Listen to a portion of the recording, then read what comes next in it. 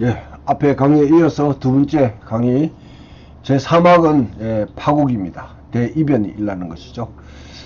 탄탄하게 묶여있던 매듭이 격렬하게 콱 끊어지는 것 같은 그런 사건이 예루살렘에 있어서 결국 일어나고 맙니다. 이 제3학은 예루살렘 입성과 더불어 성전 청결 사건, 뭐 청결이라고 하지만 사실 한편으로 예수님이 성전에서 소동을 일으킨 사건이고요. 또 그 소동이라는 게 그냥 단순히 난동부린 것이 아니라 예언자적인 행동을 했다. 예레미야와 같이 이사야와 같이 성전에 대한 하나의 심각한 경고의 메시지를 그와 같이 전해줍니다.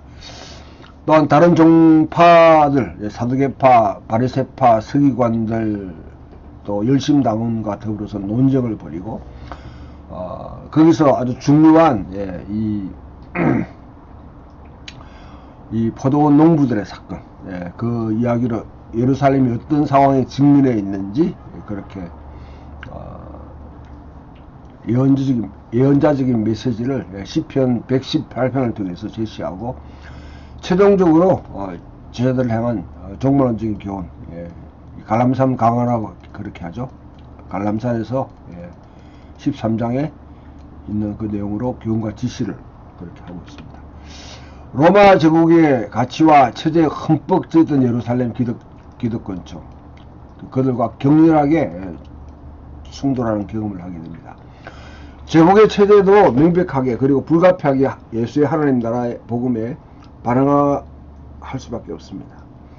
저항과 갈등이 없이는 현실은 바꿔지지 않습니다. 이러한 갈등과 저항을 두려워하는 자는 제자 되기를 포기해야 되는 것이죠. 자, 제5막이자 마지막 장은 결말입니다. 14장 1절에서 15절까지 14장 1절에서 파토스에 적절하게 해당하는 요소가 시작됩니다. 파토스는 순환은 격정이나 감동을 불러일으키는 역할을 합니다. 아리스토텔레스는 에토스, 풍속, 성격, 도덕, 또 지속적인 것에 대해서 발하여 일시적인 정감, 격정을 일으키는 것으로 그렇게 사용하는데요. 예술상으로도 일시적으로 주관적 정리를 나타내는 것에 이 말을 사용합니다.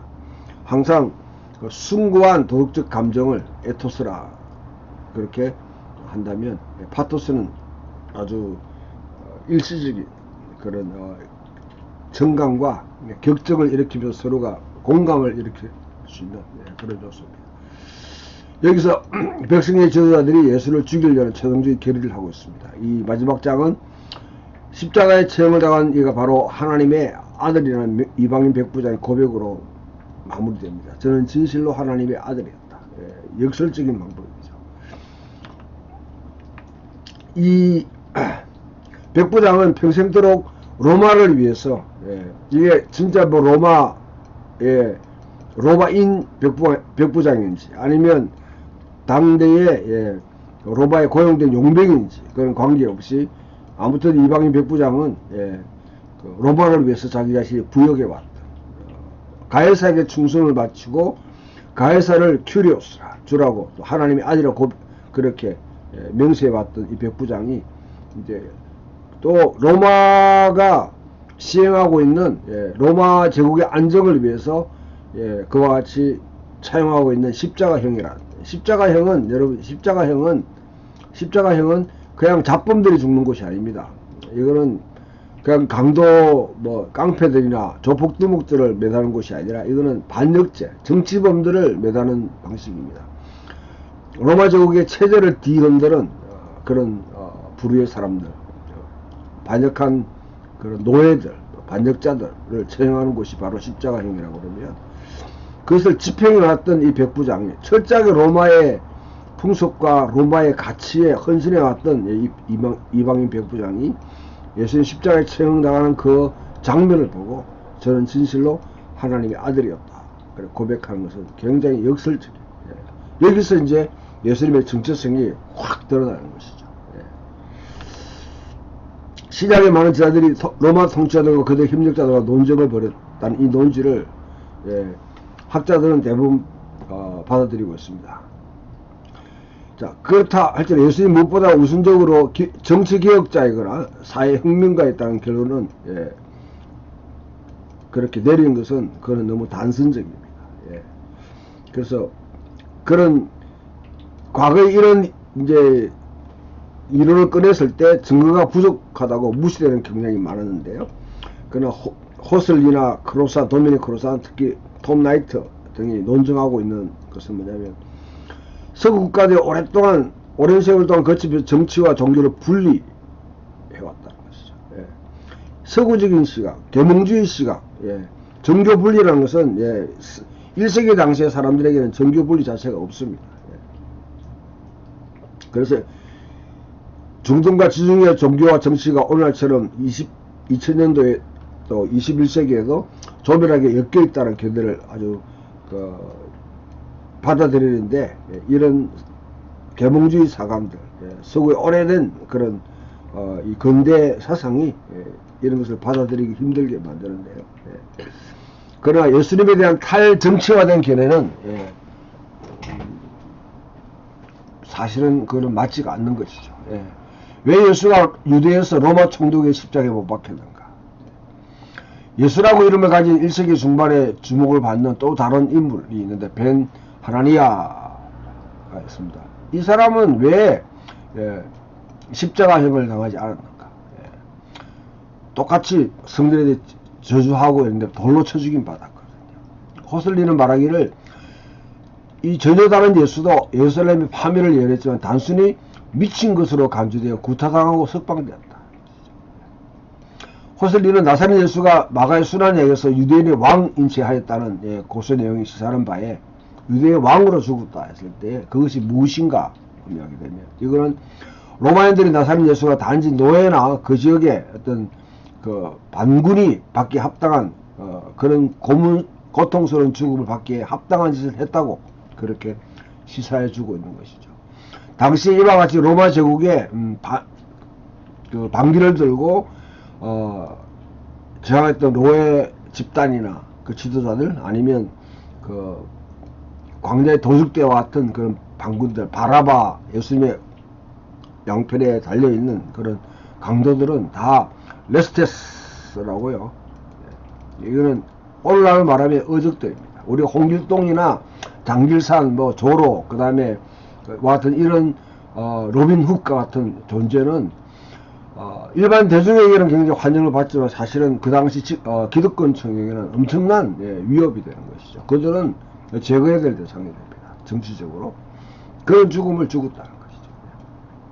그리고 마지막 이제 7장은 종언입니다. 에필로그, 행복한 결말.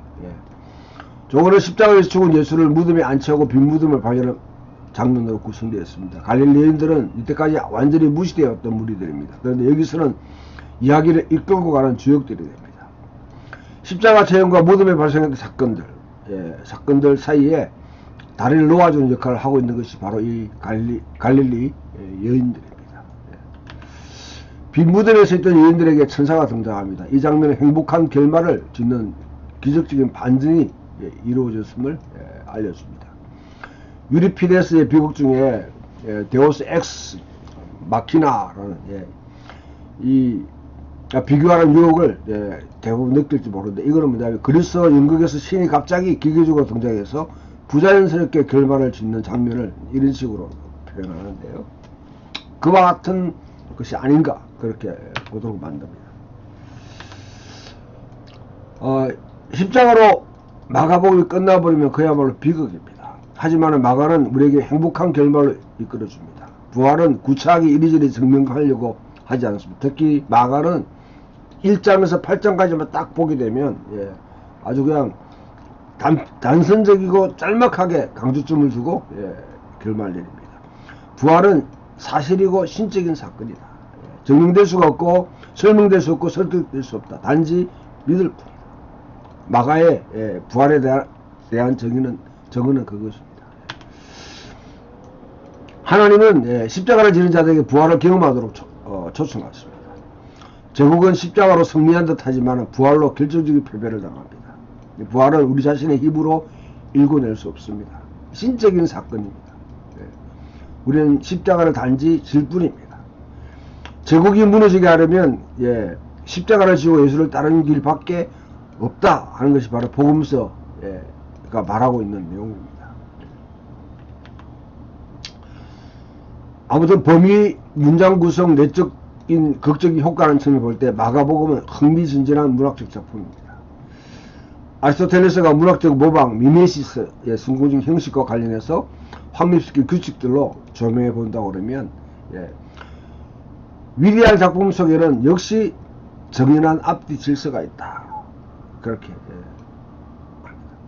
이러한 진술이 친밀하고도 인식이 가능하며 질서가 잘 잡혀있고 또한 용기주도하게 형식을 내고 있는 작품에 적용될 수 있다고 하면 그것은 바로 마가복음이다. 그렇게 할 수 있습니다. 마가는 질서, 탁시스라는 측면에서 최고의 작품입니다. 아리스토텔레스는 비극이 대중 앞에 내어놓을 때 반드시 자아내어야 할 효과가 있다고 했는데 그것이 경외와 동적이라는 것이죠. 포보스카이 엘리오스, 이걸 갖다 우리는 극물, 자비 이렇게 하는 거죠. 경외와 동정의 효과가 있다. 마가복음의 아리스토텔레스 비극 이론에 매우 적합하다. 그러나 하지만 마가복음의 극적인 요소는 본질적으로 그리스 비극의 극적인 요소들과 뚜렷한 차이가 있습니다. 여기에 문제가 되는 것은 죄에 대한 책임과 운명이 서로 얽혀져 있다는 점, 그것이 아닙니다. 하나님의 아들의 순환과 죽음에는 정확하게 구원이 존재한다는 점이에요. 순환과 죽음을 통해서 구원을 이끄는 것. 비극에서 나타나는 하나의 어떤 사건이지만은, 예를 들면 새삼 제사 계속해서 오해되어 왔습니다. 그러니까 제자들까지도 심지어 뭐 당시 대중들이나 아니면 예루살렘의 기득권층이나 심지어 예수님의 친척들, 가족들조차도 오해하지만은 오해할 수밖에. 예수님의 메시지를 직접 보고 경험했던 이 제자들조차도 오해할 수밖에 없는 것이죠. 부활이라는 자체가 그들의 오해 자체를 완전히 전복시켜버려요. 반전시키는 그런 역할을 합니다. 일종의 케르그마적인 이야기체 기사를 마가오는 보여주고 있는데요. 오직 한 가지 목적만을 갖고 있습니다. 신앙을 불러일으키며 강화시키죠. 이게 이제 누가에 가면 누가 1장 4절에서 1장 1절에 4절에서 데오빌로에게 당신이 이때까지 믿고 있는 걸 확실하게 확고하게 하려 합니다. 뜻이 긴장을 고조시키고 분위기를 고양시켜 찬미하도록 만들려면 그리고 깊은 감정을 자아내는 문학적 목적, 바로 이런 목적에 이런 목적들이 일반적인 비극들이라고 그러면 신앙을 불러일으키는 강화시키는 이 목적에 족속될 수밖에 없습니다. 자, 그래서 우리 좀 더 내용들을 갖다가 우리 좀 더 살펴보게 되면 광야 예수, 그 다음에 하나님 나라 가까웠다, 3장 6절에 헤롯과 바리새의 협작에서 예수를 죽이려고 한다. 하나의 중요한 전환점을 이뤘다. 그 다음에 씨 뿌리는 자의 비유와 포도원 농부의 비유까지 이어진 이 비유들, 하나님 나라가 이 땅에 선포될 때 사람들이 어떻게 반응하는지 그것을 보여준다면 5장의 그라사 광인이 이와 같이 광인을 고치는 사건. 이거는 여러분 이 갈릴리 지도에서 여기 유대고 사마리아 그 다음에 갈릴리라고 하면 이게 데가볼리 지역입니다. 데가볼리 지역에서 일어났습니다. 이방인 지역에서. 그라사 광인에게서 뭐냐면 여기 군대 귀신이 들렸다 했을 때 군대가 뭐 자기 레기온이라 그렇게 합니다. 레기온이라는 것은 여러분 로마 군대를 이야기해요. 군단을 이야기해요. 군단. 이게 마가복음을 읽는 독자들에게는 이게 눈에 선명하게 들어옵니다. 1세기 70년 정도에 이 마가복음이 쓰여졌다고 그러면 그 당시에 로마 육군단이 베스파타니우스가 대상이 되어서 그와 같이 와서 정주하고 전체 뭐냐면 팔스타인 지역을 완전히 샅샅이 이잡듯이 다 파괴하면서 점령해 나고 있던 그때에 로마 군대를 그와 같이 상상하게 만드는 것이죠. 상상하게. 그런데 예수님이 그걸 축사를 때 그들 사람들이 그 광인에서 빼어내고 그 다음에 그들 바다로 되돌려 돼지떼를 되돌려줍니다. 이방인은 이방인의 길로, 하나님 백성 하나님 백성으로. 예. 그게 바로 가이사에게 가이사에게, 하나님에게 하나님에게 그 의미를 그대로 잘 보여주고 있는 그런 내용입니다. 반로마적인 로마가 그 당시 했던 행위를 그대로 반영하고 있는. 그 다음에 1세기 당시에 유대인들은 광인과 같은 상황에, 가라사 광인과 같은 그런 형태에 있습니다. 예수의 십자가의 죽음은 바로 그와 같은 그들에게 귀신을 쫓아 빼내서 그들을 돼지떼 속에서 다시 바다로 되돌려 보내는 그 역할. 결국 로마의 종말을 갖다가 예고하는 듯한 그런 하나의 사건이죠. 세례요한의 죽음, 유대 정결법과의 논쟁 중요합니다. 그 다음에 5병이어 7병이어 8장 10장에 등장하고요. 그 다음에 베세다 광인 예루고의 맹인 바디모 이 사건을 통해서 아나그노리시스 인지 안다 하는 주제를 의와 동시에 되돌아 보고 깨우치게 되고 누가 진짜 아는 사람들이냐, 누가 진짜. 오히려 마가는 이 소경된 사람들이 훨씬 더 미시아를 잘 안다는 것이죠. 베세다 광인의 이 이야기도 가이사라 빌립보에서 베드로의 신앙고백이 있기 전에 이 사건을 배치하는데 한 번 치유해서 사람들이 낫는 것이 아니라 두 번 손을 대야 될 정도로. 바로 제자들은 한 번 이렇게 치유해가지고 예수님 알아보는 것이 아니라 거듭거듭 해야지 메시아가 누구인지를 깨달을 수 있다 하는 것을 인지해주는, 암시해주는 그런 치유 사건입니다. 마지막 성전에 이제 예루살렘 올라가기 전에 바디메오를 통해서 다윗의 자손이 예수여 메시아라고 이렇게 외치는 이 메시아에 대한 예수의 정체성을 알려주는 그런 역할을 합니다.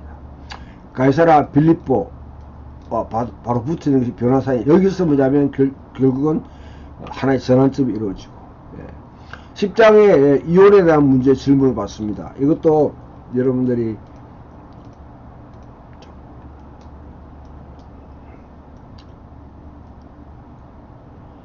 여기가 이제 유대고 사마리아 그 갈릴리면 여기가 베레아지, 베레아. 앞에 듣지만 여기 갈릴리와 베레아가 누구냐면 헤롯 안티파스의 영지입니다. 안티파스의. 앞에 이혼에 관한 질문이 뭐냐면 사람이 이혼한 게 옳습니까? 하는 이 질문이 다른 맥락을 빼고 읽게 되면 이혼 자체에 대한, 이혼 행위 자체에 대한 질문으로 그렇게 다가오는 것이죠. 그러나 우리가 복음서를 읽어보게 되면 헤롯 안티파스가 이와 같이 이혼한 데 대해서 굉장히 유대인들 사이에 불편한 심정이 있는데 그것을 지적한 사람이 세례요한이었습니다. 세례요한이 그것이 불법이요, 그것은 불법이라고 이렇게 뭐냐면 외침으로 말미암아 사실은 투옥되고 이와 같이 죽임을 당합니다. 그러면 이 갈릴리를 벗어나서 이 베레아 지역에 여러분 있을 때 이와 같이 질문을 던졌다는 것은 사실은 이게 정치적인 질문이시죠. 단지 여러분 그런 이혼이 아니라 뭡니까? 헤롯 안티파스가 이혼한 것이 옳습니까? 그럽니까? 이거는 여러분 그 질문한 사람은 사실 그냥 정치적인 질문을 하는 것이죠. 세례요한이 죽었던 그 운명과 똑같은 그 운명에 처하려고 하는 하나의 덫을 놓는 그런 질문입니다. 근데 예수님은 바로 이 이혼에 대해서 창조의 원리를 가지고 이혼이 잘못됐다고 그렇게 이야기할 것이죠. 이거는 베레아에 계속 있었다고 그러면 예수님이 충분히 헤롯 안티파스에 의해서 제거될 수 있는 그런 아주 심각한 정치적인 대답입니다. 예수님 곧 이제 여리고로 가서 예루살렘 올라가는 것이죠. 자기 영지가 아니기 때문에 자기 체포할 그걸 벗어나 버립니다. 예루살렘 입성하고 성전 활동합니다. 갈람산 강화에서 예루살렘의 멸망에 대한 예고를 하고 향유옥합을 터뜨린 여인과 복음의 이야기를 분명히 다시 복음이 등장합니다. 그 다음에 백부장의 아들이 이 사람은 진실로 하나님의 아들이었다 고백을 받게 됩니다. 자, 이런 내용들을 여러분 쭉 이제 마가복음이 어떻게 구성됐고 어떻게 흘러가는지를 파악한다면 좀 더 상세하게 몇 부분 정도 남은 시간 그렇게 언급하도록 하겠습니다. 그 프롤로그에 메시아 예수에 관한 복음의 시작이다. 원문에는 하나님의 아들, 이거는 갈로로 딱 되어 있다는 것은 이거 자체가 이제 앞에서 말했듯이 마가복음 16장 9절에서 20절과 똑같은 중요한 사본에서는 이와 같이 이제 나눠지는 요것만 메시아 예수에 관한 복음의 시작이다. 요것만 가지고도 충분히 우리가 논의할 수 있는 그런 내용인데요. 여기 중요한 것은 유앙겔리온이라는 이 복음. 여기에 반드시 대비 가이사의 복음이 아닌 가이사 아우구스투스의 복음이 아닌 하나님의 아들 예수 그리스도 예수에 관한 복음의 시작이다. 아르케. 복음이라는 단어가 우리가 단지 복음을 갖다 이해할 때 어떻게 이해합니까? 그냥 예수 믿고 죽으면 천국 가는 것이다. 예수를 믿으시오. 당신은 구원받았습니다. 오늘 결정하십시오. 그러면 회개하고 중생하고 하나님의 자녀가 되어서 우리는 이제 영원한 생명에 들어갑니다. 이렇게 말하는 것은 거의 플라토적인 그런 여러분 복음입니다. 이런 복음이 사실 한국 교회에 많이 만연되어 있는데요. 복음이라는 단어는 항상 하나님의 나라가 포함되어 있다. 하나님 나라가 여러분 제시되지 않는 복음은 그거는 예수님이나 복음서 기자들이나 바울이 선포했던 복음이 아닙니다. 이 복음이라는 단어는 이미 지중해 세계의 로마 황제와 그 업적을 기념하는 것과 밀접하게 관계되어 있습니다. 그리고 또한 동시에 로마의 이 이데올로기에 포함된 이 복음이 고대 이스라엘부터 쭉 내려왔던 이 복음, 이사야 40장과 52장에 있는 이 복음과 지금 뭐냐면 이 복음으로 로마의 복음을 전복시킨 것이 바로 마가의 예수 이야기입니다. 포로생활의 끝이라는 좋은 소식, 좋은 소식을 선포하며 아름다운 소식을 선포한다. 바로 여러분 야훼가 시온으로 돌아온다. 그 하나님 나라가 시작된다는 것이 바로 그것이 이사야가 말하는 복음의 핵심입니다. 새로운 출애굽이 일어난다. 야훼께서 자신의 백성을 구출하고 그들과 세상을 다스리기 위해 왕으로 귀환한다. 이 사상이 반영되지 않는 이게 배경에 여러분 반향 메아리 치지 않는 그런 복음은 모든 맥락을 다 빼버린 그런 복음이 되는 것이죠. 고대 세계에서 단어 복음은 어떻게 사용되는가? 그리스 로마 세계의 디아스포라 유대인들 구약 성경 제2성전 시대 유대 문헌에서 좋은 소식 복음을 사용한 그런 사례들이 쭉 등장합니다. 첫 번째, 우리가 이미 사용하고 있던 그리스 로마의 맥락에서 복음이라는 단어는 1차적으로는 여러분 이 페르시아와 아테네가 전쟁을 했을 때에 거기서 뭐냐면 이 그리스가 승리했다 하는 그 소문, 좋은 소식, 승리의 소문입니다. 승리의 소문. 그 소문을 전달했던 그게 바로 마라톤의 기원이잖아요. 마라톤이라는 그런 전투에서 승리했다. 그래서 마라톤 42.9m 뭐 하여튼 그 거리를 갖다 뛰게 되는데요. 그런 거와 쭉 그 그리스의 그 여러분 그런 신화적인 그런 이야기를 가지고 이제 로마에서 아우구스투스가 탄생한 것 자체가 복음이다. 아시아 동맹 기원전 9세기에 공식 달력에 이 복음이라는 단어가 이 프리엔의 비문에 포함되어 있습니다. 황제 아우구스투스의 생일이 아시아의 새해를 세가는 표시하도록 의무화되어 있습니다. 이제 아시아에 있는 지역의 사람들은 황제 아우구스투스의 탄생을 바로 새해 1월 1일로 정하기로 결정했다는 거예요. 왜? 그것이 복음이기 때문에. 이 측령 아우구스투스의 탄생을 축하하고 자연 질서의 쇄신으로서 로마 아시아의 모든 민족들이 베푼 아우구스투스 통해서 섭리의 신이 베푼 자선과 언덕을 그와 같이 기리는 것이죠. 이 내용입니다. 메로필루스 아자니투스의 대제사장 아폴로니우스의 의견으로는 아시아의 그리스인들에게 이렇게 하는 게 좋게 여겨졌다.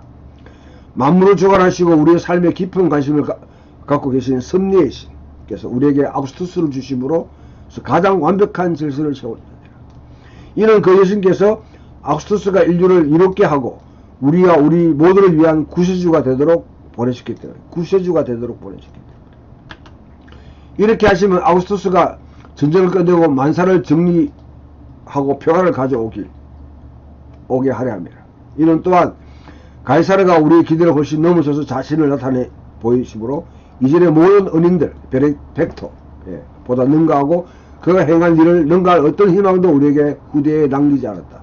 이것은 전무후무한 그런 언택을 베푸는 자라는 것이죠. 그리고 신 아우구스투스의 생일은 그를 통해 온 세상에 왔던 좋은 소식의 시작이었다. 좋은 소식의 복음의 시작이었다.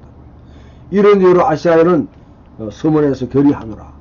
바로 이것이 바로 프레일의 비문입니다.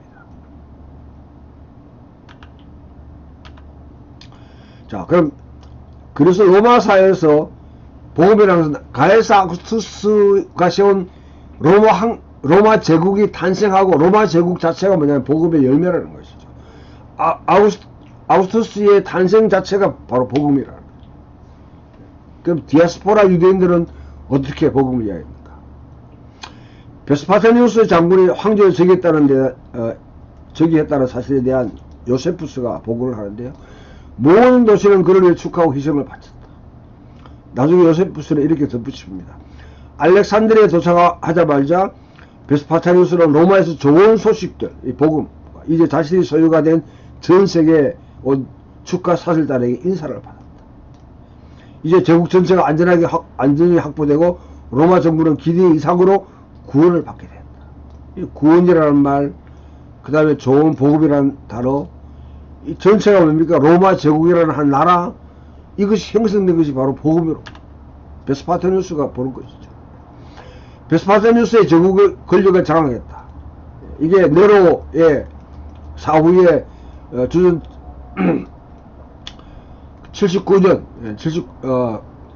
69년 이 여간이 4명의 단명 황제가 막 겹치면서 계속 혼란에 빠져있던 네로의 자살 이후에 생겼던 그 혼란을 베스파테니우스가 유대의 반란군을 진압하러 파송된 그 상황에서 이제 다시 로마로 돌아가가지고 완전히 다 수습해버립니다. 단지 정치적인 뉴스만은 아니었다는 것이죠. 그의 즉위는 로마 제국이 사회 정치적 구원을 받은 것으로 기념 축하되고 있습니다. 네로의 자살을 위해서 죽었던 갈바, 오토, 비텔루스가 모두 빠르게 흥망했던 이 시기, 서기 68, 69년에 그 짧은 시간로부터 이제 벗어났다는 것이죠. 요세푸스 같은 경우는 베스파테니우스가 황제로 즉위한 것 자체가 바로 복음이다. 자, 그러면 이에 대해서 이사야는 어떻게 이해하느냐? 이사야 40장에서 55장, 특히 40장 52장에 예언자의 바벨론 포로를 위로하는 메시지입니다. 좋은 소식을 전하는 자여, 전력이여, 오 시온이여, 너는 높은 산에 올라가라. 좋은 소식을 전하는 전력이여, 오 예루살렘이여, 너는 힘있게 소리를 높이라. 그 소식을 더 높이라. 두려워하지 말라. 유다의 모든 도시들에게 여기 너희 하나님이 계신다 말하라. 야훼가 시온으로 돌아왔다는 것이죠. 이사야 49장 9절은 어떤 시온의 예루살렘을 좋은 소식의 전력이 아니라 수신자로 만들지만 어떻게 번역하는지 여기서는 전령으로 표현해. 시온과 예루살렘을 좋은 소식을 시온에게 전하는 자예요. 좋은 소식을 전하는 자, 이렇게 해도 무방합니다. 히브리 문법으로. 아무튼 동일하게 야훼의 구출하는 귀환, 야훼가 시온으로 돌아와서 이스라엘 백성들을 구출하신다 하는 이 메시지라는 것이죠. 주 야훼께 이와 같이 말씀하실 때 내 백성이 전에 애굽에 내려가서 거기 거류하였고 아수르인은 공률이 그들을 압박하였도다. 그러면 이제 야훼께서 말씀하실 때 내 백성이 까닭없이 잡혀갔으니 이제 내가 여기서 어떻게 하랴. 야훼께서 말씀하실 때 그들은 관할하는 자들이 떠들며 내 이름을 항상 적을토록 더럽히도다. 그러므로 내 백성은 내 이름을 알리라. 그날에는 그들이 이 말을 하는 자가 나인 줄 아리라. 내가 여기 있느니라. 좋은 소식을 전하며 평화를 공포하며 복된 좋은 소식을 가져오며 구원을 공포하며 시온을 향하여 이르기를 내 하나님이 통치하신다. 내 하나님 다스리신다. 바로 이것이 하나님 나라라. 하는 자의 산을 넘는 발이 어찌 그리 아름다운가. 이사야가 읊은 솔로몬의 시편이라는 주전 40년경에 그런 작품에서는 좋은 소식이 선포되고 포로가 마침내 평화와 번영 속에 야훼를 예배하기 위해 예루살렘에 돌아가는 날을 그렇게 전망합니다. 이것은 이사야의 언어를 지금 되풀이하고 있는 것이죠. 예. 거룩한 자들 위한 신호, 시온에서 나팔을 부르라. 하나님의 자비에 대한 좋은 소식을 이스라엘에 전하여 그들을 돌부른 자의 음성을 예루살렘에 선포하라. 예루살렘의 높은 곳에서 야훼께서 동시에 모여드린 자녀들을 보라. 예.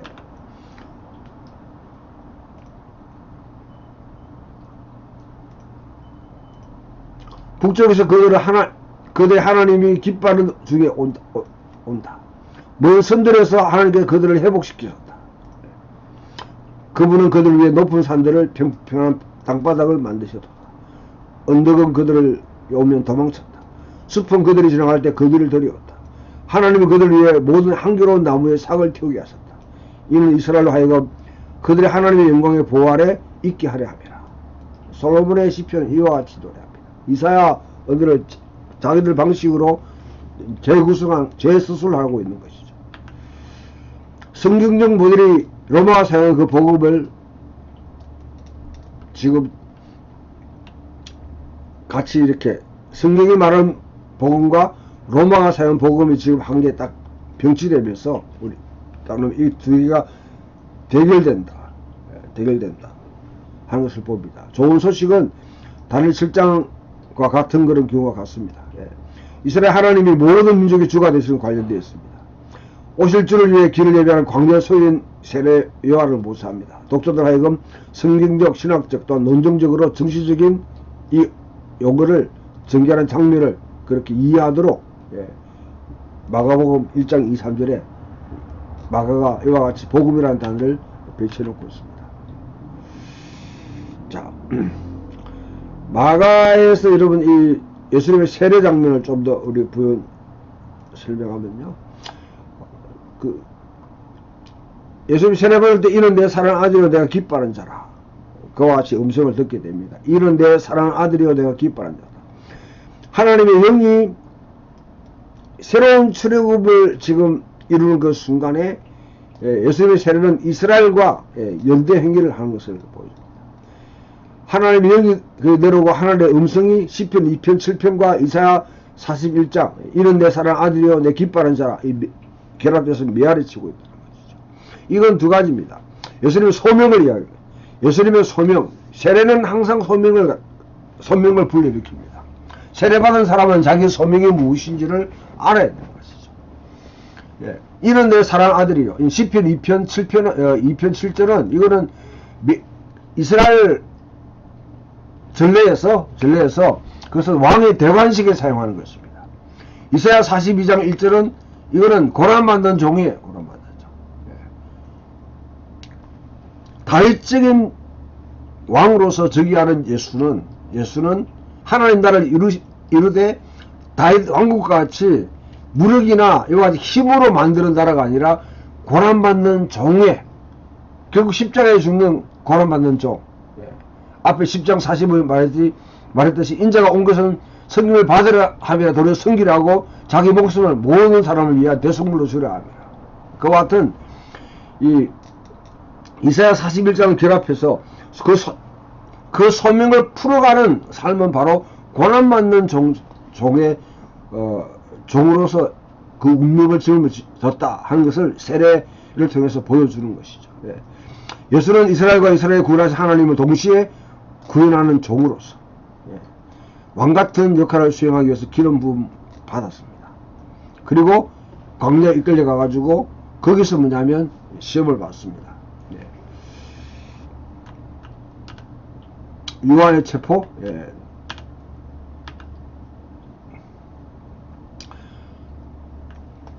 마가복음이 묘사하고 있는 예수님의 그 사역들을 보게 돼 2장 1절부터 3장 6절까지 쭉 관통되는 이거는 갈릴리 지역의 지도자로 점점 더 불안한 대기를 지금 촉발한 기적 이야기들이 쭉 등장합니다. 예수님이 겉보기에는 고의적으로 안식일 계명을 무시하는 것 같아요. 안식일이라는 것은 야훼 하나님, 쉐마에 말하는 야훼 하나님 누구인가? 창조주 하나님 누구인가? 에 대한 어떤 분의 인식에 따라 가지고 안식 계명을 준수하는 것 자체가 달라지는 것이죠. 예. 당대 여러분 이 바리새파들이나 서기관들은 안식일을 문자 그대로 지키는 것이 바로 그걸 지키는 것이 바로 여호와의 계명을 지키는 걸 생각했을 때에 예수님은 안식일의 진정한 의미를 말합니다. 그래서 안식일에 병자를 고치고 그들 안에서 내 죄가 사해졌다 선포하는 것은 뭡니까? 창조주 하나님으로서 아니면 대제사장으로서 예. 안식이라는 것은 새로운 창조를 항상 바라보게 되었습니다. 유대인들이 안식일을 지키는 이유는 창조 세계가 망가졌기 때문에 새 창조가 일어날 것을 기대하는 것이죠. 계속. 예. 광야 이스라엘 백성들이 그 십계명을 받고 그때부터 안식일을 지켰다고 그러면 이거는 창조 세계를 해본 그때부터 계속 열망해 와 있는 것이죠. 그 새로운 창조가 결국은 예수 그리스도 안에서 예수님 십자가에 죽으시고 부활하심으로 부활을 통해서 시작됐다고 그러면 예, 바울이 이것은 예수님의 부활을 새 창조의 첫 열매라 그렇게 했습니다. 그럼 예수님은 이 땅에 오셔서 하나님 나라를 선포하고 새로운 창조를 이루시는 분으로 자기 인식했기 때문에 지금 안식일이 병자가 있다고 해서 안식이 아니죠. 그것을 고치는 겁니다. 그리고 그들에게 죄를 용서한다고 그렇게 예수는 마치 하나님의 특권을 찬탈하고 있는 것처럼 그렇게 보였기 때문에 예. 안식일은 항상 다가올 세대를 예. 가리키는 먼 이정표와 같다. 예. 그리고 하나님 나라 선포하는 가운데 세리를 부르고 죄인들을 부르고 식탁교절 이거 하나님의 나라가 무엇인가를 보여주는 예수님만의 방식입니다. 이런 것들이 사람들에게 다시 분노를 일으키고 예. 그렇게 합니다. 금식에 대한 논쟁도 똑같이 수수께끼가 등장합니다. 예. 신랑이 여기 있는데 어떻게 잔치를 멈출 수 있는가? 예. 예수님이 하시는 새로운 일, 즐거운 일이며 애통가 올지라도 현재는 축하해야 된다. 그렇게 말을. 더 많은 안식일 논쟁도 똑같습니다. 예수는 안식일의 주일이다. 예. 이런 것들이 바리새인들은 안식일법을 철저하게 지키는 사람들인데 아주 그냥 넘어가는 거죠. 넘어가요. 예, 그래서 헤롯 왕과 예, 공모해가지고 예수를 죽이려고 그렇게 합니다. 자, 이 샌드위치 기법에 대해서 여러분들이 좀 더 알 필요가 있는데요. 예, 앞에도 좀 설명을 드렸습니다만은 예, 3장 7절 12절에 예, 그와 같이 예, 고향 가버나움으로 돌아오셨는데 그 가족들은 그가 제 정신이 아니구나 걱정하게 됩니다. 예. 그러나 이 주제는 위험한 하나님 나라 예언자의 신분을 예, 확정해 주기 위해서 예루살렘 서기관들이 오히려 그것을 이어받아서 신문하게 하면서 예수가 바알세불과 동맹을 맺고 있다. 예. 그러나 예수님은 오히려 그들의 비난이 얼만큼 그게 부조리야 소문이었고 위험한지를 도전적으로 증명해 주는데 예수님 자신이 오히려 이스라엘을 붙들고 있고 세상을 포로로 삼고 있는 강한 자를 약탈했다. 극력히 주장하게 됩니다. 그리고 다시 가족 주제로 돌아갑니다. 이게 여러분 B 다시 이게 이제 A라면요. 앞에 예수님의 가족들이 제가 귀신 들리다가 B가 된다면 이게 뭐 A, B 그 다음에 A 다시 이런 식으로 이 샌드위치 기법입니다. 두 장면의 샌드위치 기법 연결해서 예수의 명시적 암묵적 주장을 예, 이 미쳤다 하는 예, 예수가 미쳤다 하는 그 주제를 갖고 바알세불 논쟁을 갖다가 비춰주는 그런 역할을 하게 됩니다. 뭐 샌드위치 기법은 이 중풍병자를 치유하는 사건 2장 1절 5절 그 다음에 소리 메마른 사람을 고치는 장면도 마찬가지고요. 이 안식일 농정을 가지고 있고 여기서는 죄를 용서하는 건세가 하는 주제가 되는 것이고 예수님의 가족들이 이와 같이 바알세불 논쟁이 하나의 주제가 될 것이고요. 야일의 딸, 그 다음에 혈루증 걸린 자의 여인, 그 다음에 야일의 딸 이름 가지고 혈루증 걸린 여인의 치유가 그냥 단순히 어떤 병의 고침이 아니라 바로 죽은 자가 살아나는 예언자적인 선포가 지금 실현되고 있다는 것을 말해준다.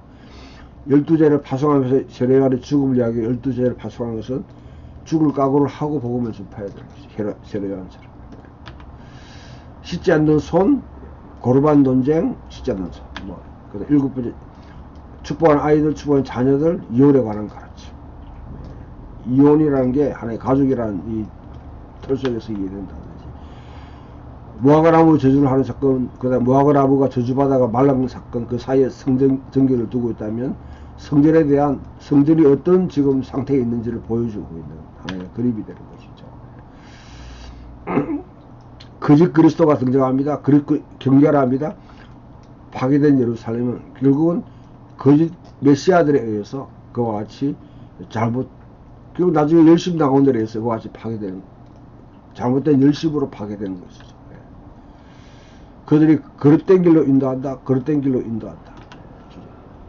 예수를 죽이려는 음모가 예수를 죽인 음모 사이에 베다니에서 기름 부음 받은 황유옥합을 깨뜨린 여인의 등장한다면 바로 이 황유옥합을 깨뜨린 여인의 이 행위는 복음입니다. 이것은 왜? 이 여인은 예수님의 죽음을 최초로 받아들인, 베드로도 반대했고 제자들 의문 갖고 다 거기에 대해서 알지 못했지만 예수님의 죽음을 최초로 받아들이고 죽을 예수의 기념하는 그런 황유옥합을 깨뜨린 여인. 베드로의 부인, 예수님의 시련, 베드로의 부인. 그 다음에 마지막 15장에 여성이 등장하고 16장 1대 갈릴리 여성들, 그 사이 예수님의 장례가 이루어지죠.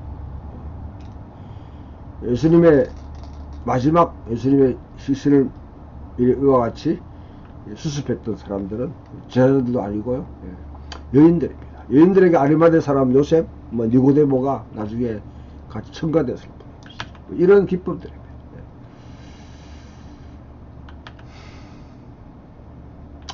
다시 씨 뿌린 자의 비유를 갖다가 좀 더 살펴보죠. 하나님 나라에 관한 여러 비유를 본 주요 단문들을 다루기 위해서 독자를 준비시키는 역할입니다. 여기는 씨 뿌린 자의 비유, 등잔 비유, 말 강줄의 비유, 자라는 비유, 기사시 비유 등등 8가지 포함되는데요. 예언과 같은 맥락에서 하나님은 다시 이스라엘을 심고 유비후 그들을 운명을 회복하는 역할을 합니다. 그러나 사람들이 기대하는 대로 이루지 않을 것이기 때문에 하나님 나라는 신비입니다. 씨 뿌린 자의 비유는 그 자체로 하나의 묵시적 환상을 순수대로 펼쳐오고 있다. 그렇게 볼 수 있는데요. 하나의 이상한 이야기에 대해 하나님 나라에 대한 질문이 뒤따라옵니다. 그에 대한 대답으로 이야기에 대한 단계적 설명이 제시됩니다. 그 나라는 시작이 작고 불길할 수 있습니다. 하지만 기사시 하나님처럼 큰 것으로 자랄 것이다. 하나님 나라의 통치가 이 땅에 침입해 들어온다. 그것이 바로 하나님이 현존하십니다. 앞에 이사야 40장 55장에 말했듯이 하나님이 네 가운데 계시다. 이 징조들이 이제는 갈수록 과가됩니다. 예수와 제자들이 갈릴리바에서 작은 배를 타고 가다가 맹렬한 돌풍이 일살리게 됩니다. 제자들이 예수를 깨우니 말씀으로 복음을 잠잠케 했습니다. 제자들은 도대체 이분이 누구인가? 어떤 사람이기에 자연도 그와 같이 다스립니까? 이 질문을 던질 수밖에 없었던 것이죠. 이스라엘 성경의 정통한 독자라면 그 누구에도 가능한 대답은 단 하나뿐입니다. 바람과 바다에 명령을 내리고 혼돈스러운 자연의 힘을 정복할 수 있는 능력을 가지고 계시는 분은 오직 창조주 하나님, 이스라엘 하나님밖에 없습니다. 독자라의 혼돈의 세력, 예. 당시에 여러분 이스라엘을 혼동케 하는 그런 세력들이 누굽니까? 헤롯, 로마 통치 뿐만 아니라 때로는 여러분 열심당원들 같은 이와 같은 자기 열심으로 일하는 사람들 맞서기 위해서는 신적 능력에 대한 감각을 살릴 필요가 있는 것이죠. 아까 이방인 사는 영적 데카폴리에서 악마의 군날에 사로잡힌 한 남자를 축사하고 치유하는 이야기도 마찬가지로 이 로마 제국에 대한 하나의 패러디 형태로 주어지게 됩니다. 자, 이런 7장에는 아주 그냥 중요한 장면들이 있는데 그것이 음식법과 정결법에 대한 복잡한 논의가 이어진다 하는 것을 볼 수 있습니다. 이방인과 이스라엘 관계에 대한 의문이 제기되는 것이죠. 누가 이스라엘에 속한 사람이고 아닌가, 그 문제와 관계돼서 제가 앞에서 강의할 때 말씀드렸습니다만 음식법, 정결법, 안식일법, 할례 이런 것들은 다 성전에 관한 이슈들은 안티오코스 에피파네스가 불러온 위기에 대한 하나의 트라우마로 남아있는 문제다 했을 때 굉장히 당시 유대인들에게는 치유가 돼야 될 중요한 문제죠. 어떻게 치유되느냐, 그냥 모세 율법을 문자 그대로 준수하고 그것을 더 뭐냐 복잡하게 지키는 것이 바로 그것이 그 트라우마를 치유하는 것인가, 아니면 예수님과 같이 이 정결법에 대한 재정의를 하는 것이죠. 재정의. 모세가 규정한 토라와 그 토라 해석시키는 듯이 보이는 바리새인의 규정 사이에 명백한 충돌이 있습니다. 발전된 정결법, 손을 씻는 것은 더 깊은 정점을 감추고 있습니다. 들어오면 음식이 아니라 마음에서 오는 것이다. 예수님은 딱 그래요. 진짜 씻어야 될 것은 밖에, 우리 더럽게 하는 것은 밖에서 오는 외부적인 그런 환경이 아니라 내부에 있다. 내부에. 우리 마음속에 나온다. 그래서 우리 심령이 변화되는, 야훼를 경외하는 그 심정이 변화된 것이죠. 그래서 마가복음 7장 19절에 마가의 주석, 예수께서 말씀하시면서 모든 음식을 깨끗하다 선언하시니라. 이게 이방인 독자들에게 어명한 것은 일종의 문학적 여담처럼 들립니다. 그러나 또 바울 같은 사례로 생각하면 유대인과 이방인이 새 세상에 들어가서 새로운 정렬과 함께 공유하게 되는 새로운 경륜의 시대, 하나님의 시대가 도래했다는 것을 말한다고 하면 적어도 모세 토라는 바리새인의 할라카를 그렇게 항상 능가한다. 바리새인이 지키는 구체적 규율보다 훨씬 그걸 초월한다 하는 것을 그렇게 인식할 필요가 있는 것이죠. 좀 더 우리 나가면 이방인 지역의 두로 지역에서 수로보니게 이방인의 문제가 또 여기서 7장에서 거론되는 것이죠. 이 여인이 예수님은 자신의 딸을 치유해달라는 이 여인의 요구를 거절해 버립니다. 오히려 그 여인이 뭐냐면 그렇지 않다는 것을 그렇게 확신시켜줍니다. 어떤 학자는 말하기를 수로보니게 여인을 만나고 나는데 예수님이 한 대 뒤통수를 탁 맞았다. 좀 문학적인 표현이죠. 내 사역은 이스라엘에 집중하는 것이다. 이스라엘 되게 하는 것이다. 여기에 집중하고 있는 예수에게 이 수로보니게 시리아 페네케야 여인이 와서 당신의 궁극적인 목적이 무엇이냐, 이스라엘 되고 열방이 주께 돌아오고 창조세계가 회복되는 것이다 하는 것을 일깨워주는 그런 역할을 하지 않나, 그렇게 말하는 주석가도 있습니다. 하나님 나라 하나님의 경신하는 그런 나라는 새로운 영토로 진전한다. 새로운 통치 영역으로 이방인 지역도 포괄한다 하는 것을 보여주는 하나의 어떤 이야기가 되는 거죠. 이 시리아 페르키아 교회에서는 예수가 이스라엘 위에 받은 소명에서 벗어나도록 치유를 요청합니다. 그녀는 하나님 나라의 친일과 동떨어진 치유를 요구하는 듯이 보입니다. 그저 기적을 행한 자가 자신이 사는 곳에 계시기에 그 기회를 이용할 뿐. 예. 그러나 바로 이것이 어쩌면 예수가 엄중하게 대답했던 이유일 것입니다. 예수님은 자기 치유사역과 그 무언가 더 큰 일이기 때문에 예. 그런 맥락에서는 치유할 수 없다. 단지 기적을 행하는 자로 오지 않았다는 것이죠. 예. 마가는 여자의 대답을 단순히 재치 있는 응수로만 그렇게 해석하지 않습니다. 예수님이 정해놓은 조건들을 받아들입니다. 그녀는 구원이 이스라엘에 있음을 인식합니다. 병자를 고쳐진 기적의 능력보다 더 훨씬 더 지대한 영향을 미치게 될 무언가에 대한 믿음을 보여줍니다. 마가의 독자들 중에 대다수는 자신들이 이방인이었다고 그러면 사실 이 이야기는 자신들이 하는 이야기죠. 예수님께서 친히 이방인들의 믿음에 응답하셨다 하는 것을 보여주는 중요한 증거가 되는 것이죠. 자신들이 하나님에 대한 축복의 분깃을 유업을 받아 참여하게 됐다는 것을 확신을 주는 사건으로 그렇게 기록됩니다.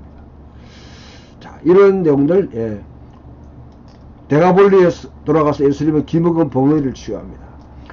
다른 이방인들이 이방인의 토양에서 고침을 받습니다. 이방인들의 문제가 7장 계속 부각되는 것이죠.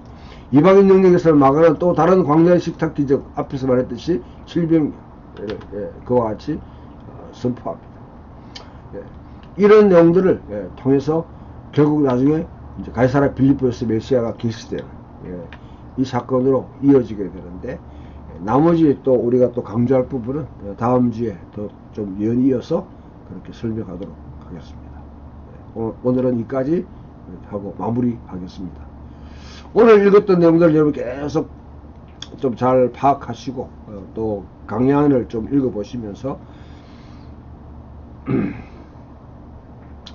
여러분들에게 냈던 숙제, 마가복음을 시납시스를 어떻게 구성할 것인가. 여러분들이 만약에 연출가라면, 방송 작가라고 그러면 이 한 드라마를 어떻게 구성할 것인가. 하나의 상상력을 발휘해서 여러분 구성해 보시길 바랍니다. 여기는 정답은 없습니다. 제가 보는 것은 여러분들이 어떻게 마가복음 전체를 이해하고 스토리를 어떻게 전개시켜 나가는지, 그게 여러분들의 마가복음에 대한 이해를 바탕으로 할 수밖에 없기 때문에 그것을 제가 숙제로 내드리는 것입니다. 감사합니다.